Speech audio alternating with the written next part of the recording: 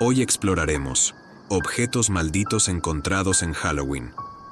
Entre disfraces y decoraciones, algunos objetos esconden maldiciones, esperando ser liberadas por quienes se atrevan a tocarlos.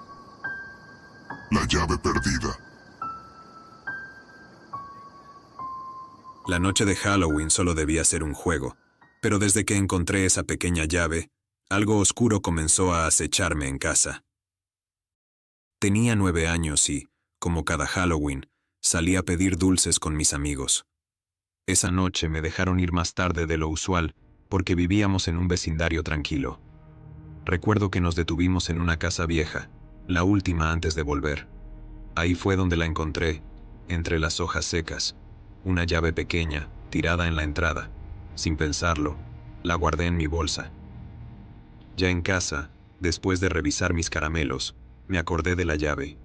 Era un objeto extraño para haberlo encontrado en medio de la calle, pero mi mente infantil lo vio como un pequeño tesoro. Algo en mi interior me dijo que debía guardarla, que era un secreto solo mío. Esa misma noche, mientras intentaba dormir, escuché un leve sonido que parecía venir de las paredes.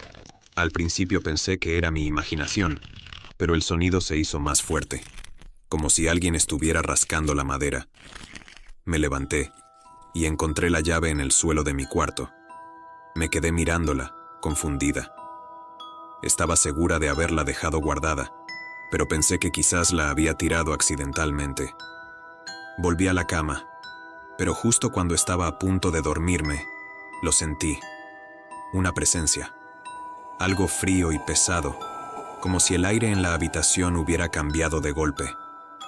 El sonido de un susurro, ininteligible, recorrió la habitación. Cerré los ojos con fuerza, esperando que todo fuera parte de mi imaginación. Sin embargo, cuando los volví a abrir, algo estaba ahí. Era una sombra alta, deforme, sin rostro, pero con extremidades largas y retorcidas que rozaban el suelo. Se movía lentamente hacia mí. Cada paso se sentía pesado y resonaba con fuerza en mis oídos. Estaba paralizada. No podía gritar, no podía moverme. Su figura se detuvo cerca de mi cama. Sentí que me observaba, como si me hubiera estado buscando desde hace mucho tiempo. De repente, la puerta de mi cuarto se abrió de golpe, y la luz del pasillo lo hizo desaparecer. No dormí el resto de la noche. Me sentía vigilada, pero no había nada más visible. Al día siguiente, mientras intentaba olvidar lo sucedido, encontré la llave en la sala de mi casa. No podía explicarlo. Estaba segura de haberla dejado en mi dormitorio. Cada vez que trataba de deshacerme de ella, volvía a aparecer. Tirarla no servía de nada. Regresaba siempre, como si estuviera vinculada a mí. Y con ella, la sombra. Cada noche era peor. El sonido en las paredes en mi habitación no paraba. Podía sentir el frío de su presencia sin siquiera verla. Les conté a mis padres lo que pasaba, pero no me creyeron. Me dijeron que debía ser parte de mi activa imaginación. Llegué a dudar de mi cordura, pero sabía que no era un sueño. El miedo era real. Una noche, el sonido comenzó antes de lo usual. Estaba despierta, temblando. Sabía que vendría.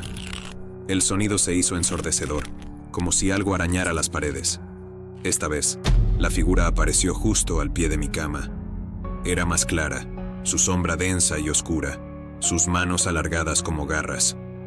Me senté en mi cama de golpe, pero no pude moverme más. Como si algo invisible me mantuviera atrapada en la cama. La sombra se inclinó hacia mí, tan cerca que pude sentir un aliento frío rozar mi piel.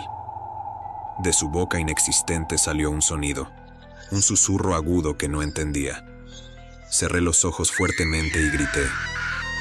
Escuché los pasos de mis padres corriendo por el pasillo de mi casa, hasta que se detuvieron en la puerta de mi cuarto. Podía escuchar cómo intentaban abrir la puerta, pero no podían. Hasta que, después de lo que parecieron horas, por fin se abrió. Vi a mi padre bajo el umbral de la puerta, asombrado, mirando hacia donde estaba la sombra. La sombra lo miró, emitió un sonido, algo como un gruñido, y luego desapareció.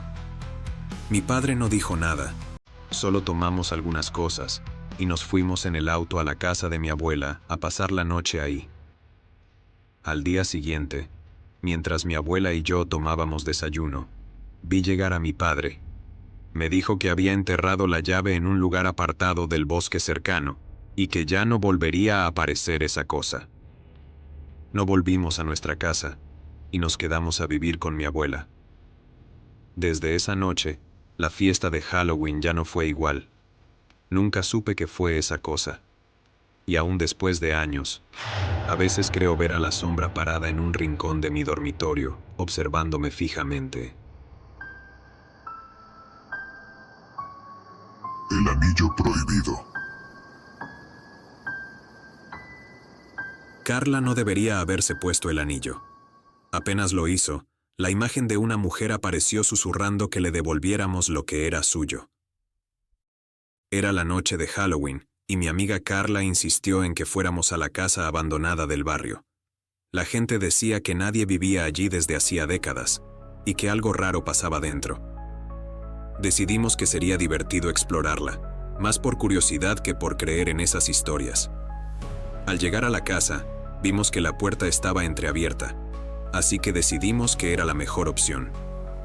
Nos deslizamos por ahí y entramos en la casa, pero enseguida sentí una presión extraña en el pecho, como si el aire allí estuviera más pesado. Recorrimos la casa. Todo estaba cubierto de polvo y las paredes se descascaraban. Era evidente que nadie había estado allí en mucho tiempo. Subimos al segundo piso y entramos en lo que parecía ser un dormitorio. Había una cómoda antigua, y mientras Carla revisaba los cajones, encontró algo brillante. Un anillo dorado con una piedra negra en el centro. Parecía viejo, pero perfectamente conservado, como si el paso del tiempo no lo hubiera tocado. Carla estaba fascinada con el hallazgo. Antes de que yo pudiera ver bien el anillo o simplemente decirle algo, se lo puso en el dedo. Al instante, un viento helado recorrió la habitación. Las ventanas estaban cerradas, pero las cortinas comenzaron a moverse como si una tormenta hubiera entrado de golpe. Sentí un escalofrío en la espalda, y las luces de la casa, que no habían funcionado en años, parpadearon. Nos miramos en silencio. Carla dijo que debía ser una coincidencia, y se rió nerviosa. Seguimos explorando, pero los ruidos en la casa empezaron a hacerse más fuertes. Pasos en el techo, susurros lejanos, y de repente, un crujido detrás de nosotras.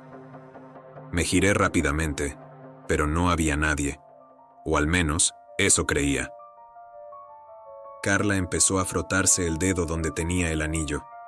Decía que sentía algo raro, como si se le apretara más y más.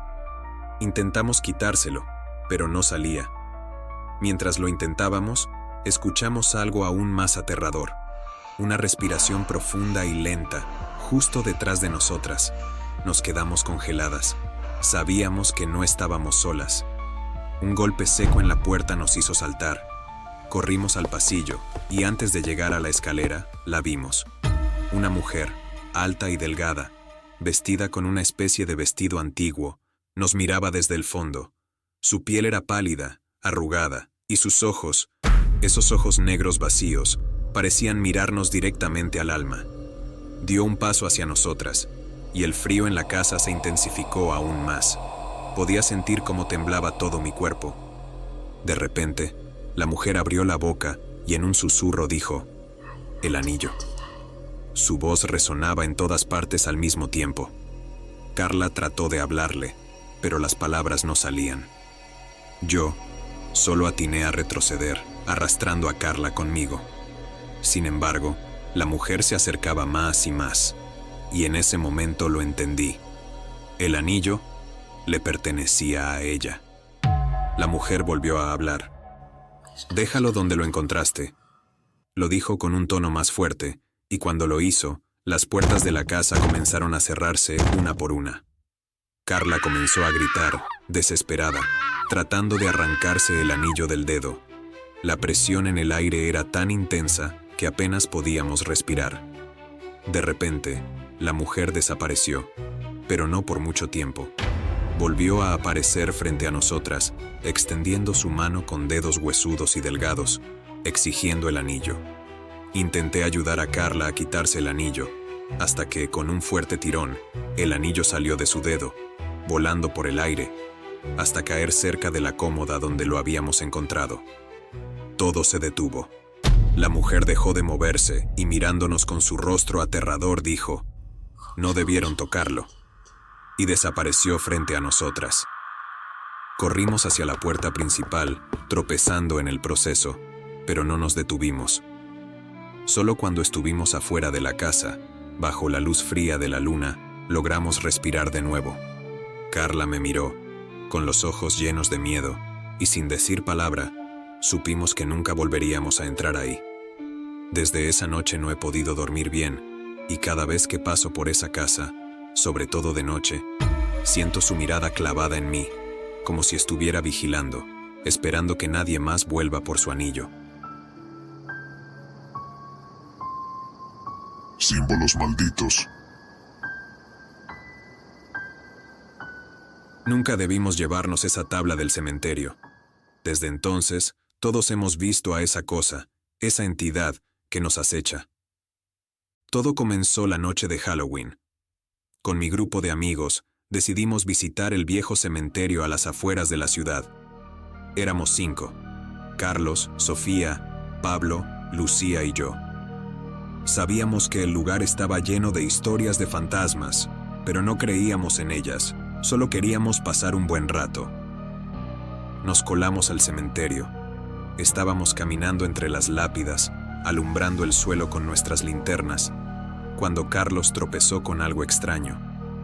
Al mirar de cerca, nos dimos cuenta de que era una tabla de madera, enterrada parcialmente en la tierra, con símbolos extraños tallados en su superficie.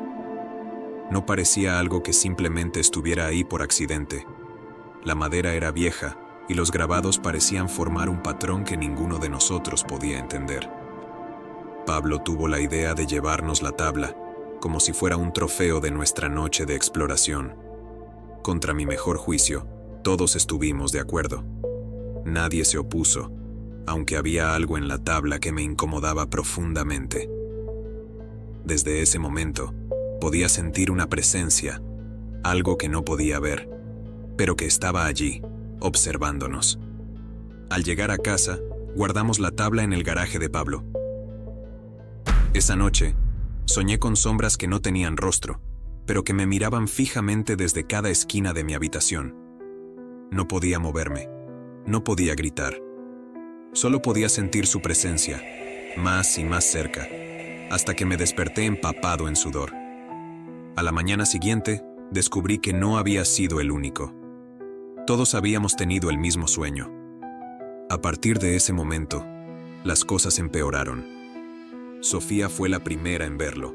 Estaba sola en su casa cuando, por el rabillo del ojo, vio una figura alta y delgada, con una cabeza anormalmente larga, parada en el pasillo de su casa. Desapareció cuando ella soltó un grito. Pero algo en ella se rompió esa noche. Lo noté en su mirada, siempre vigilante, siempre al borde del pánico. Lucía empezó a escuchar susurros, voces que no pertenecían a nadie. Nos dijo que las voces hablaban en un idioma extraño, una lengua que no podía comprender, pero sentía que la llamaban.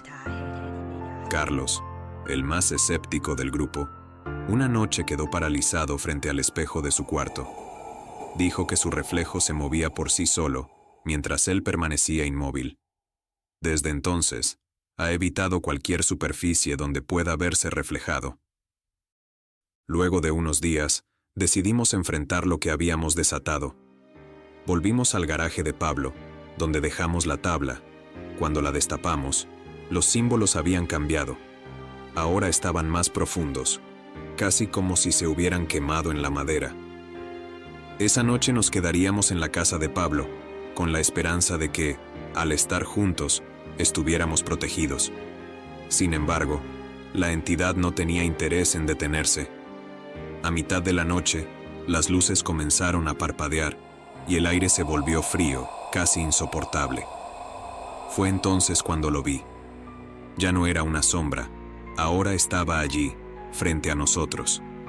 Era alto, mucho más de lo que parecía en las visiones de Sofía. Su cuerpo era esquelético, y su piel parecía estirada de forma antinatural sobre los huesos. No tenía ojos, pero, aún así, sentí que me miraba.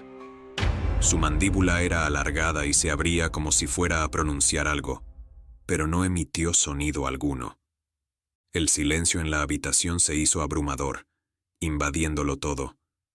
Sentí el frío de su presencia, la presión de algo más allá de lo humano. No podía apartar la vista de esa cosa, que se acercaba poco a poco hacia nosotros. Levantó su brazo esquelético hacia Sofía, quien soltó un grito agudo y nos hizo reaccionar a todos.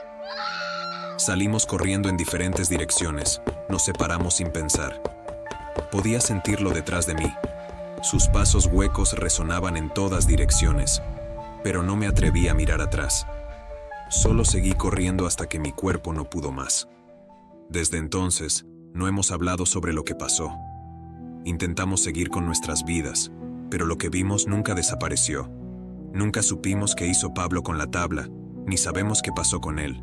Sus padres nos dijeron que se fue a vivir con su abuela. Por mi parte, no volví a pasar por el cementerio, y trato de no pensar en esa tabla, ni en esos símbolos malditos. Pero por las noches, cada vez que cierro los ojos, veo a esa cosa con la mandíbula desencajada mirándome, y siento un frío intenso al sentir su mirada cruzarse con la mía.